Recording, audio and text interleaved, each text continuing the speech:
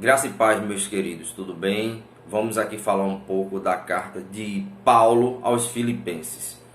Eu não vou fazer a leitura da perícope, na qual escolhi por conta, para não prolongar o tempo, também por conta da memória.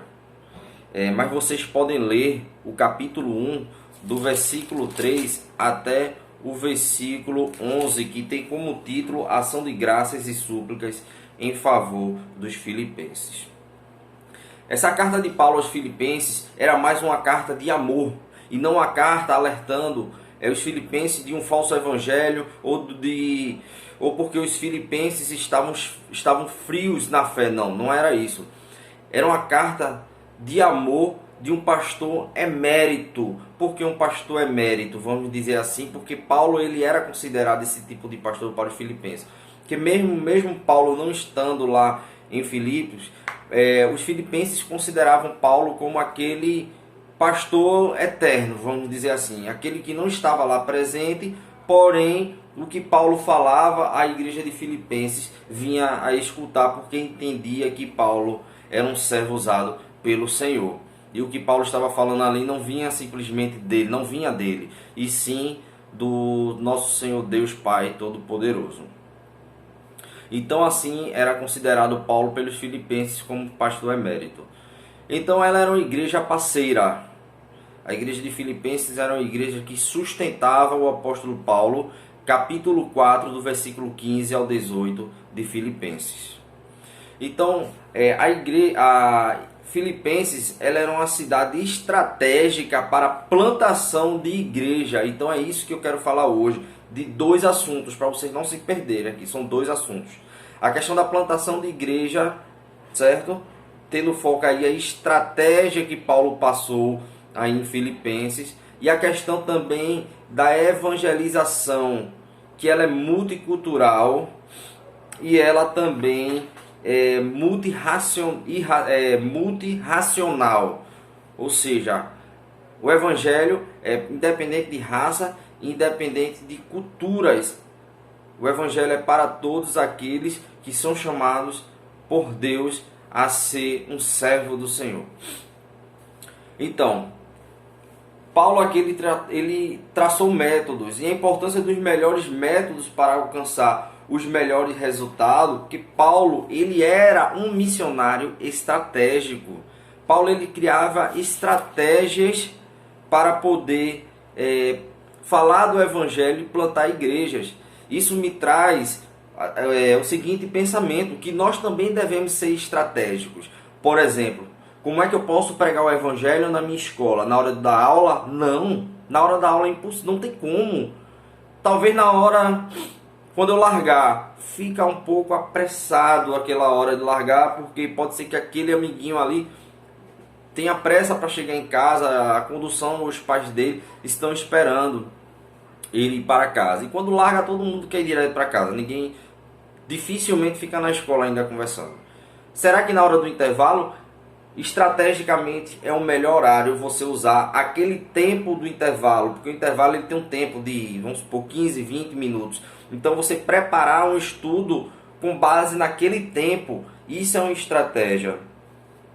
Então, outro ponto de Paulo era que Paulo se concentrava em locais estratégicos com o objetivo de plantar igrejas. Paulo era um grande plantador de igrejas. E foi assim que Paulo plantou a primeira igreja da Europa, que foi a igreja batista. Brincadeira, que foi a igreja em Filipos. Segundo ponto, a localização geográfica da cidade de Filipos. Filipos ele ficava localizado entre o Oriente e entre o Ocidente. Então nós temos aí um pastor, um grande teólogo chamado William Barclay. E ele diz o seguinte, ele diz que Filipe da Macedônia, que é Filipe II, foi o rei da Macedônia, ele fundou essa cidade chamada Filipos, o rei Filipe II, conhecido também como Filipe da Macedônia. Então, alcançar Filipos era abrir um caminho para a evangelização de outras nações. Por quê? Porque era um lugar que ele ficava dividido entre o Oriente e entre o Ocidente.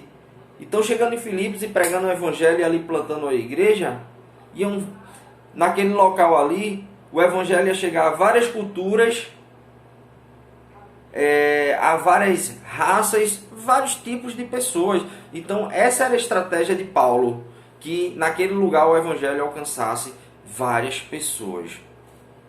Então isso nos mostra que a plantação de igreja, meus irmãos, ela tem que ser algo estratégico conforme a vontade de Deus. Em primeiro lugar, colocar Deus acima de todas as coisas, a oração.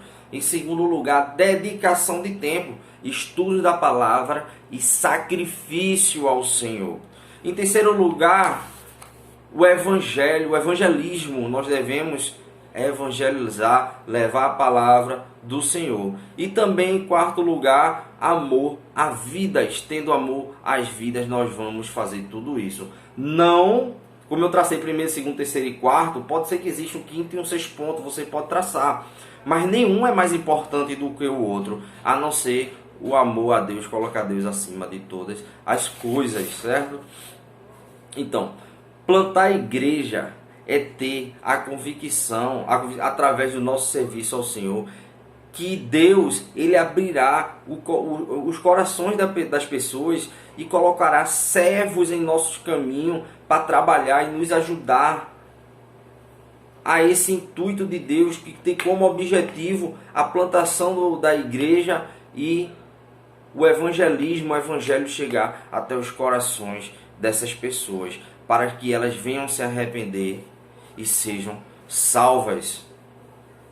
Então, o evangelho, meus irmãos, ele tem que alcançar não só um tipo de raça, não só branco, não só índio, não só negros, não. O evangelho tem que alcançar todas as raças. Então a gente tem que orar por isso, não também só raças, mas também classes sociais, independente se você é rico, se você é pobre, se você é classe média alta, baixa, se você é surdo, se você é cego, o evangelho tem que alcançar todos. E para isso nós temos que orar para Deus nos capacitar e capacitar pessoas que estarão ao nosso lado, como assim na igreja, assim como em Filipos, Paulo, ele pôde evangelizar, levar o seu evangelho.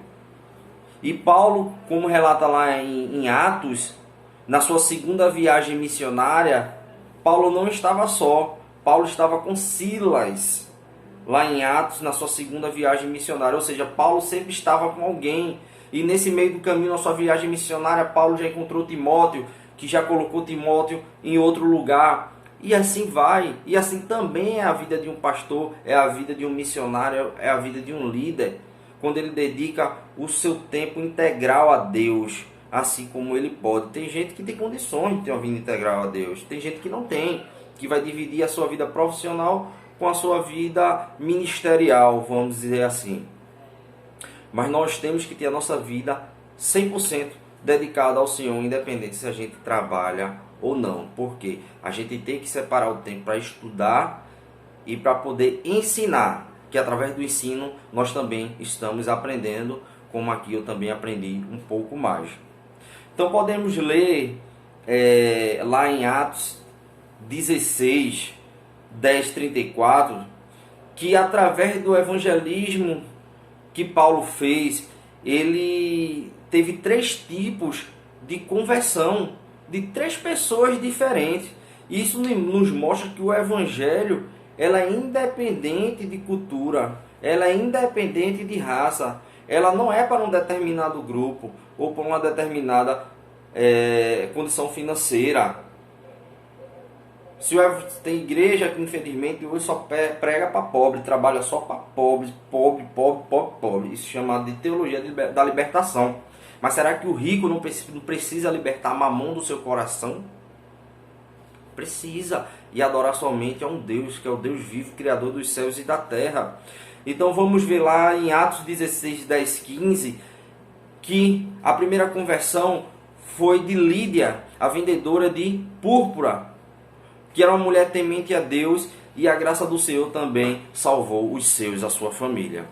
Lá no versículo 16 e 18 ainda de Atos 16, a conversão da jovem adivinhadora, a jovem possessa.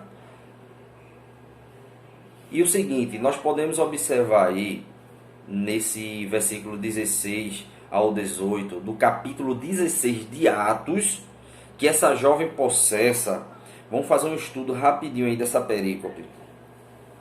Ela dizia assim, conforme no versículo 17: estes homens são servos de Deus Altíssimo e vos anunciam o caminho da salvação. Essa palavra Deus Altíssimo para os gentios era Zeus, mas para os judeus era Yahvé. Olha a confusão que ela estava fazendo na cabeça daquelas pessoas. E outra, ela ali não estava engrandecendo a Deus, ela estava querendo engrandecer a Paulo e a Silas, para que o povo gentil adorasse Paulo e Silas como deuses. Isso mesmo. O Espírito ele estava sendo estratégico para querer dificultar a vida de Paulo e Silas. Então, meus irmãos, ela queria engrandecer a Paulo e Silas, como falei. Deus Altíssimo para os judeus era Javé, Yahvé, para os gentios eram Zeus. Com isso, ia haver uma confusão entre judeus e gentios, e Paulo e Silas pelos gentios iam ser adorados como deuses. E no versículo 18, Paulo mostrou que servia a um grande Deus e expulsou o demônio em nome de Jesus. Ou seja, Paulo mostrou ali que não é Zeus que liberta, que não são os deuses daquele lugar ali que liberta, e sim que liberta é Deus, mas em nome de Jesus, porque aqueles judeus, eles não eram judeus cristãos. Eles tinham Jesus como simplesmente um profeta qualquer. E Jesus não é um profeta qualquer, é um profeta, ele é rei, ele é sacerdote. Mas ele é o Salvador, ele é o libertador. E aí Paulo e Silas mostrou que quem liberta. E Paulo, expulsando esse demônio aí em nome de Jesus, sendo instrumento do Senhor, e Deus expulsou esse demônio em nome do seu Filho amado Jesus Cristo, ele libertou essa serva de Satanás, que era essa jovem adivinhadora, a jovem possessa. E a outra terceira conversão, no versículo 27 ao 34, ainda de Atos 16, foi a conversão do carcereiro, na qual também já conhecemos a história, e eu peço que vocês também deem uma leitura.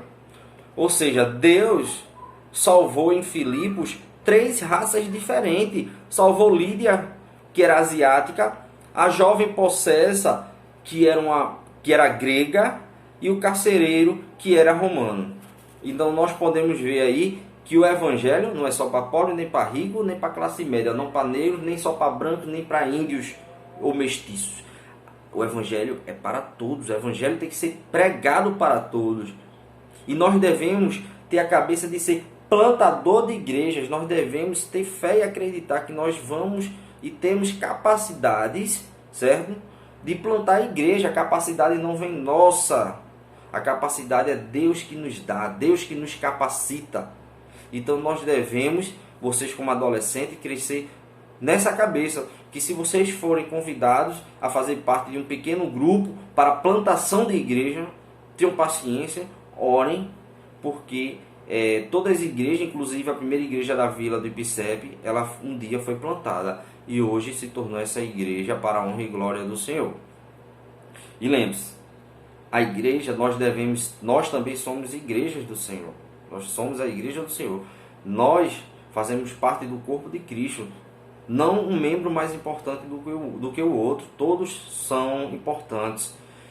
Então a igreja do Senhor, ela tem que ser uma igreja multicultural e multirracional para todos. Então que Deus nos abençoe. Aí está a minha parte, que está lá em Filipos, na qual já falei lá no início para vocês lerem. E também uma introdução no amplo geral do que essa carta de amor se refere. Então que Deus abençoe a vida de cada um de vocês. Fechem os olhos e façam as suas orações. Que Deus abençoe.